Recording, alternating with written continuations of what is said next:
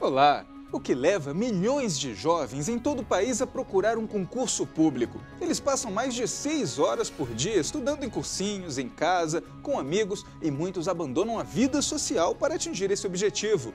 Profissionais que chegam a largar a carreira a fim de se dedicar a essa nova modalidade, a de concurseiros. A decisão do Superior Tribunal de Justiça sobre o cadastro de reserva, a indústria dos cursinhos. São aulas pela manhã, à tarde, à noite e até de madrugada. Tudo isso para garantir as salas cheias e um bom faturamento mensal. E os terceirizados, uma classe de trabalhadores necessária, muitas vezes discriminada e mal remunerada. E ainda uma entrevista com a juíza Noêmia Aparecida Garcia Porto, diretora da Namatra, Associação Nacional dos Magistrados do Trabalho, que vai falar sobre os tipos de contratação.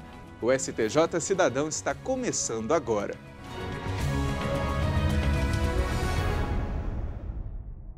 O que leva milhões de jovens a sonhar em passar em um concurso público? Horas de estudos, investimento em cursinhos, livros, apostilas, noites de sono perdidas. Muitos até se isolam do mundo e deixam a vida social em busca desse sonho. Veja o porquê na reportagem de Kátia Gomes.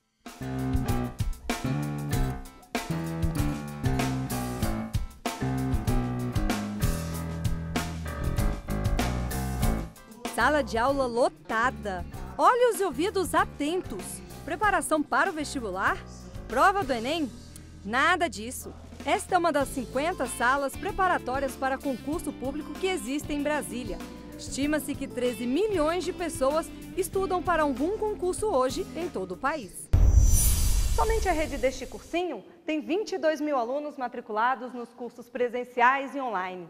São aulas pela manhã, tarde, noite, aulões fim de semana e também madrugadões.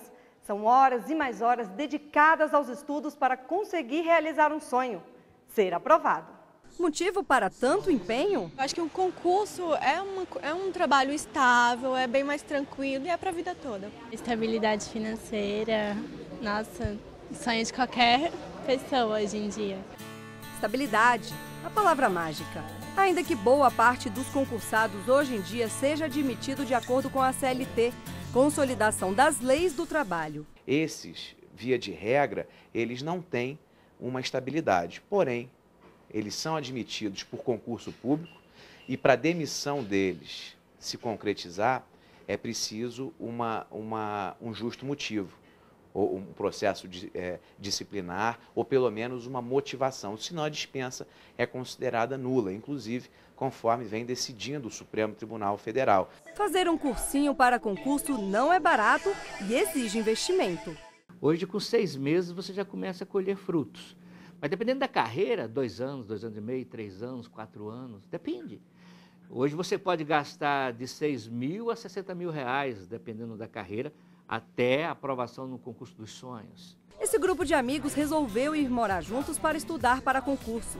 A estratégia deu tão certo que 2 deles já foram aprovados. Nos juntamos os 3, começamos a estudar muito, assim, cada um incentivando o outro a acordar em todos os momentos assim mais difíceis dos estudos, né? Dando um apoio moral quando você não vai bem na prova.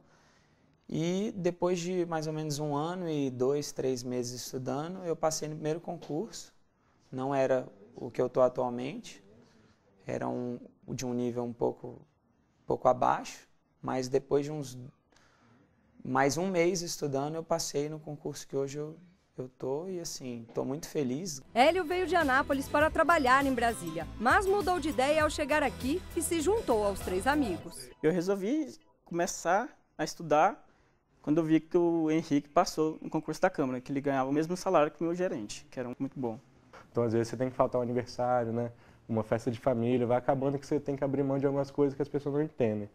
Mas depois que você conquista, realmente faz um pouco de sentido essas coisas. A gente viu que o nosso empreendimento deu certo, 50% do nosso público já foi aprovado e agora a gente está querendo, eu e o Hélio, nosso amigo que ainda não passamos, nós estamos aí na caminhada para tentar conquistar a nossa aprovação, que está perto. É um mundo à parte que cresce a passos de gigante. Os números a seguir são do IBGE, Instituto Brasileiro de Geografia e Estatística. Em 2007, o número de inscrições em concursos federais, estaduais e municipais foi de 3 milhões. Em 2013, esse número pulou para 12 milhões. Um concurso da Câmara dos Deputados de 2014 teve 1.167.736 inscritos para 113 vagas. Isso dá mais de 10 mil candidatos por vaga. Para um concurso também deste ano da Caixa Econômica Federal, se inscreveram 1.887.376 candidatos, só para cadastro reserva. Se brigar por uma vaga no setor privado é uma guerra, no serviço público não é diferente. Então, qual é a vantagem? Pela estabilidade financeira, pelo status, pelo prestígio, por ter o pagamento certo no final do mês, por abrir portas para você exercer outras atividades, como dar aula, escrever, dar palestras, consultoria. Outros já buscam porque tem benefícios do regime estatutário, que são muitos. Desde auxílio creche, auxílio alimentação, auxílio natalidade, licença capacitação. Você tem algumas carreiras, tem licença prêmio, tem anuênios, tem chance de progredir. Cada carreira você tem a progressão. Então hoje você começa em um nível com a remuneração inicial e ao passar do tempo você vai crescendo de forma progressiva nessa carreira até chegar à aposentadoria com a remuneração melhor. Esse pessoal já tem nome, virou uma categoria, os concurseiros. Mas essa febre preocupa. O problema não é você fazer um concurso público. O problema é que concurso público você vai fazer para que os seus dons, as suas habilidades, as suas capacidades sejam de fato aproveitadas pela comunidade. Aí sim, aí você junta as duas coisas. O concurso no Brasil foi instituído com a intenção de estruturar o quadro funcional do serviço público. A Constituição de 88 foi o divisor de águas. Antes, os concursos não eram obrigatórios e a contratação podia se dar via indicação ou por conhecimento na área. A partir de 1988, os concursos foram estabelecidos como forma obrigatória de seleção. Em Brasília, o governo do Distrito Federal sancionou a Lei dos Concursos, que cria regras para os certames. Já no âmbito federal, ainda tramita no Congresso Nacional propostas que estabelecem regras. Hoje, sem uma lei definida em todo o país, há muita insegurança entre as pessoas que disputam uma vaga, o que as leva a recorrer ao judiciário. No começo do ano passado, a segunda turma do Superior Tribunal de Justiça considerou que aprovados dentro do cadastro de reserva têm garantido o direito à nomeação quando houver o surgimento de novas vagas, desde que dentro do prazo de validade do concurso. O STJ tem decidido que hoje aprovado dentro do número de vagas tem direito líquido de certa nomeação e os aprovados dentro do cadastro de reserva, ainda que expirado o prazo de validade do concurso, têm direito à nomeação se demonstrar que surgiram as vagas ou que tem nessas vagas terceirizados, comissionados, requisitados, contrato temporário. Isso dá uma tranquilidade para quem busca a carreira pública absurda, porque antes você passava em concurso público e passava em primeiro lugar e não era chamado. Com as decisões mais recentes do STJ, especialmente, o concurseiro tem a garantia, já que falta uma legislação nacional nesse sentido, e aí o tribunal está legislando, de que ele vai ser nomeado. Quer dizer, vai conseguir o seu direito ser respeitado.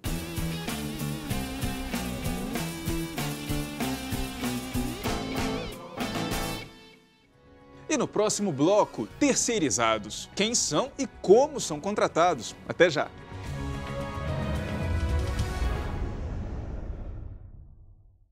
Você está sempre conectado ao Facebook? Nós também. Atualizamos a página do STJ o tempo todo. Fotos, ilustrações, vídeos, dicas sobre direito e cidadania para você ficar ligado ao que acontece aqui e no mundo. A página do STJ no Facebook conecta e informa. Com uma linguagem simples, descontraída, bem-humorada, conquista milhares de seguidores a cada dia e já chegou a mais de 1,5 milhão de pessoas. Somos o maior tribunal no Facebook. Espaço interativo. Aqui você pode conhecer melhor seus direitos e ainda participar de promoções, sorteios e jogos. De qualquer lugar você acessa as decisões que mudam o curso do país e saem das salas de julgamento e chegam até onde você está, em casa, no trabalho, em qualquer lugar.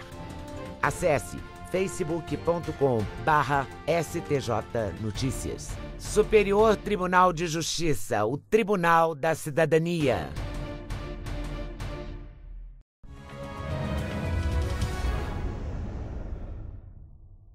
Agora você vai conhecer os chamados terceirizados. São profissionais que trabalham em órgãos públicos e particulares, em atividades fundamentais, mas que muitas vezes são discriminados. Confira na reportagem de Judite Aragão.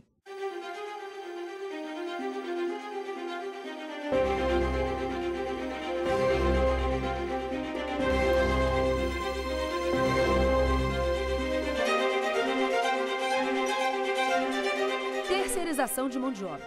Não chega a ser algo novo no mercado de trabalho, mas no Brasil esse assunto ganhou repercussão a partir dos anos 80, início dos anos 90. Terceirizar é delegar um serviço ou uma atividade a um terceiro, fora da empresa. A terceirização é feita por meio de contrato, feito entre o prestador do serviço e o tomador, podendo ser temporário ou permanente. Nos 3 prédios em que Dadino é síndico, ele viu que precisaria contratar 10 vigias para garantir segurança 7 dias por semana, 24 horas por dia. Para ter mais tranquilidade, ele resolveu contratar uma empresa e terceirizar esse trabalho. Motivo de doença, motivo de férias, você tem o funcionário substituto imediatamente pela empresa terceirizada. Se falta um funcionário hoje aqui, a empresa tem 4 horas para substituí-lo. E você tendo o funcionário diretamente do condomínio, ou seja, aquele funcionário orgânico, você não tem essa facilidade. Mas será que terceirizar compensa? Para o contratador... Exatamente para você ter a tranquilidade de ter o serviço prestado. E quanto custa essa tranquilidade? O custo normalmente é um pouco maior, porque envolve exatamente esse serviço a mais, né? Esse plus a mais, que chega a ser aí em torno de 30% a 35%, mas que isso compensa pelo pacote de serviços prestados. No Brasil, os primeiros sinais de terceirização apareceram por volta de 1950, com a chegada das multinacionais. Segundo o Ministério Público do Trabalho, atualmente existem cerca de 31 milhões de trabalhadores terceirizados e 12 milhões de empresas que terceirizam. Se destacam os setores de limpeza, saúde, construção civil e o bancário. A partir dos anos 70, surgiram leis para normatizar as relações entre terceirizados e tomadores de serviço, especialmente em relação à garantia do salário. O TST estabeleceu, na súmula 331, que o tomador tem responsabilidade subsidiária sobre as obrigações do prestador. O que quer dizer isso? Quer dizer que, se o prestador não paga, o empregado, depois do trabalhador tentar receber, obviamente que na esfera judicial, desse prestador, vai partir para a cobrança do tomador. Então, o tomador tem responsabilidade. Qual é o fundamento? É o que nós chamamos, em termos jurídicos, de culpa in eligendo in vigilando, ou seja, este tomador responde por quem ele contratou e pela fiscalização da execução desse contrato. A prestadora, ou seja, a empresa que contrata o trabalhador, tem obrigação de pagar todos aqueles direitos que devem ser pagos por qualquer outra empresa, porque ela está contratando os colaboradores pela CLT. O contratado tem os direitos de qualquer trabalhador: 13º salário, intervalo entre as jornadas, recolhimento do FGTS, limite de jornada de trabalho. Inclusive, na questão salarial, há uma novidade na jurisprudência do TST. O trabalhador terceirizado tem direito a receber o mesmo salário daquele trabalhador que exerce a mesma função contratado diretamente. O direito à isonomia entre terceirizado e contratado direto. Como terceirizado, eu trabalho há 5 anos. E problema também não tive nenhum. Chateação não. Quando de empresa, não. Paga um ticket, a passagem e o salário. Sempre na data certa. Quem dera se fosse assim com todos. Essa terceirizada tem motivos para não querer se identificar. No caso dela, a empresa contratante vinha constantemente atrasando o salário. Tem uns 6 meses que eles vêm. Um mês ele paga certo, outro mês ele paga atrasado. Da mês retrasado, foi passado. A gente fez uma greve, entendeu? Tivemos que parar para poder ver se recebia. Recebemos no dia 17. Ainda sobre a ameaça de cortar o nosso ponto se nós não retornássemos a trabalhar. Outro aspecto que chama a atenção: O índice de acidentes de trabalhos entre os terceirizados é alto. A capacitação desse trabalhador terceirizado, ela é pior do que a capacitação do empregador principal, até por falta de tempo. E o resultado disso é um maior número de acidentes de trabalho. A cada 5 acidentes de trabalho, 4 deles são terceirizados. As dificuldades desses trabalhadores não param por aí. Na terceirização de mão de obra, muitas vezes o terceirizado ele tem um prazo contratual inferior a 12 meses. Isso dificulta para esse terceirizado o gozo de alguns direitos, como o gozo de férias efetivo, não apenas o recebimento da remuneração. Dificulta também que ele complete o tempo necessário para obter a aposentadoria por tempo de serviço e gera um resgate maior do seguro-desemprego, porque há um rompimento contratual sucessivo. Um estudo aplicado do IPEA apontou que a terceirização, por gerar maior rotatividade dentro da empresa, gera um aumento do seguro-desemprego. Muitas vezes, o prazo do contrato é inferior a 1 ano. E isso é um complicador para que o terceirizado possa cumprir com a legislação previdenciária de 35 anos para se aposentar. Segundo esse estudo, o terceirizado só conseguiria se aposentar com 80 anos. É preciso prestar atenção também para as licitações. Muitas vezes a empresa vencedora acaba não tendo o capital necessário para arcar com o custo do trabalhador. Por isso, os editais estão cada vez mais exigentes, selecionando previamente empresas mais sólidas, com mais lastro financeiro. No Superior Tribunal de Justiça, por exemplo, são 25 empresas terceirizadas, com cerca de 1.600 funcionários. Por isso, o olhar é atento para todas essas questões. Para o trabalhador, ficam algumas dicas de como se proteger. O trabalhador ficar atento, extremamente atento sobre as condições de solvência da empresa. Qualquer suspeita, qualquer atraso de salário, qualquer falta de recolhimento, por exemplo, de FGTS, e o trabalhador pode fiscalizar o recolhimento do FGTS mês a mês, se cadastrando e se valendo dos meios de comunicação que a Caixa Econômica disponibiliza, que não são poucos. Então, o trabalhador está extremamente atento sobre o que está acontecendo com a empresa prestadora de serviço. Qualquer sinal, qualquer boato de suspeita de falta de condições de solvência, comunicar o gestor do contrato na administração pública, que geralmente escala um servidor público para atuar como gestor de contrato, comunicar o sindicato, comunicar o Ministério Público do Trabalho, se for o caso, que pode ser feito inclusive por meio de denúncia anônima, comunicar a fiscalização do trabalho à DRT.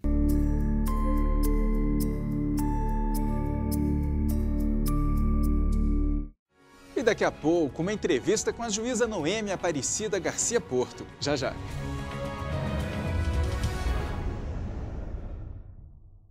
Curtir, compartilhar, repercutir, postar. Novas conexões que ligam pessoas em qualquer lugar do mundo. Cada vez mais conectado, o Brasil é o 4º país em número de usuários das redes sociais. Sempre inovando, o Superior Tribunal de Justiça conquista milhares de seguidores na internet. A marca é resultado da linguagem simples, atraente e acessível no Twitter, no Facebook e no YouTube. Onde tem o nome do STJ, tem informação segura, confiável, tem cidadania. No Facebook, milhares de pessoas levaram a página do STJ ao primeiro lugar entre os tribunais mais acessados no mundo. No YouTube, novos programas, entrevistas, documentários e reportagens especiais. E no Twitter, informação curta, rápida, atualizada. YouTube, Twitter, Facebook, o Superior Tribunal de Justiça acredita nas redes sociais e leva a cidadania até você. Superior Tribunal de Justiça, o Tribunal da Cidadania.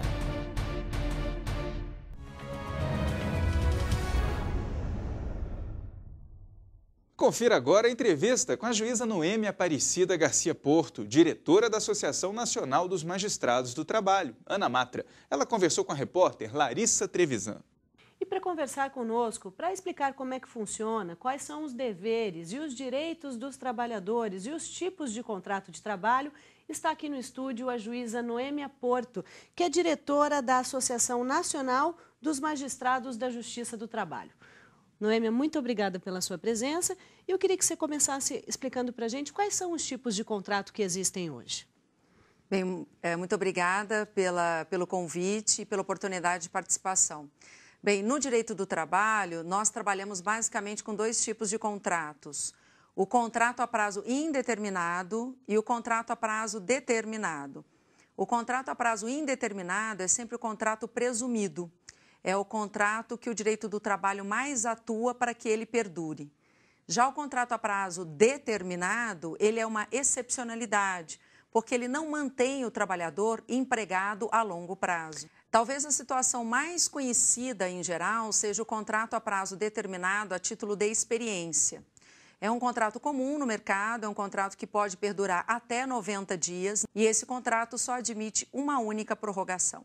Se houver mais de uma prorrogação ou se esse contrato suplantar 90 dias, ele é automaticamente transformado num contrato a prazo indeterminado.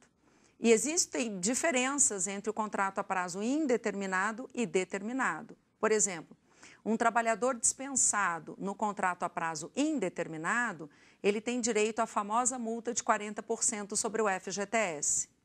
Já o trabalhador do contrato a prazo determinado, como regra, ele não tem direito à indenização de 40% sobre o FGTS. Existe uma legislação específica para trabalhadores terceirizados? No mercado hoje se conhece muito, não apenas no Brasil, mas fora do Brasil também, a chamada terceirização de serviços, quando uma empresa intermediadora de mão de obra fornece trabalhadores especializados, por exemplo, em manutenção, limpeza, segurança e outros mais. No Brasil não existe nenhuma legislação específica para esse tipo de intermediação de mão de obra.